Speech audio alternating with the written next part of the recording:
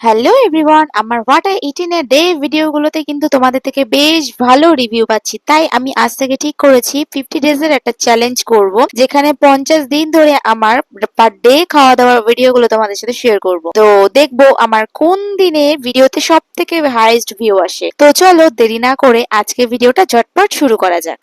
আর আজকের ব্রেকফাস্টে কিন্তু তেমন কিছুই ছিল না, খেয়েছিলাম 1 কাপ গ্রিন টি আর খেয়েছিলাম কিন্তু একটা ডিমের অমলেট।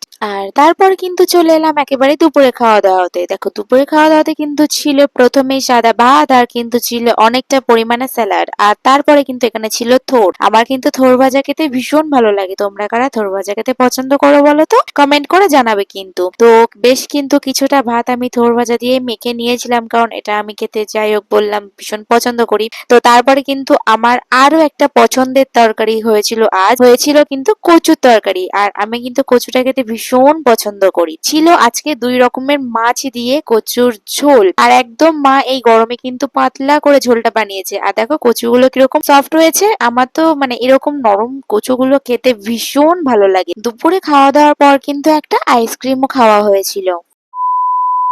বিকালে একটা স্টুডেন্টকে পড়াতে গিয়েছিলাম, তো সেখানে কাকিমণি দেখো আমাকে একটা কেক, লাড্ডু আর দিয়েছিল চা। তারপর বাড়িতে এসে সন্ধ্যাবেলা দেখি মা কেটেছিল আম, আর বাবা কিন্তু কিনে নিয়ে এসেছিল আলুর চপ। আলুর চপ খেতে কে কে পছন্দ করো বলো তো? আমার তো ভাজাভুজির মধ্যে আলুর চপটাই খেতে সব থেকে বেশি ভালো লাগে। তো তারপরে কিন্তু রাত্রেবেলায় সেই কচু তরকারি দিয়েই খাওয়া হচ্ছিল। তো চলো আজকের বার্থডে ভিডিওটা এখানে এন্ড করছি, বাই।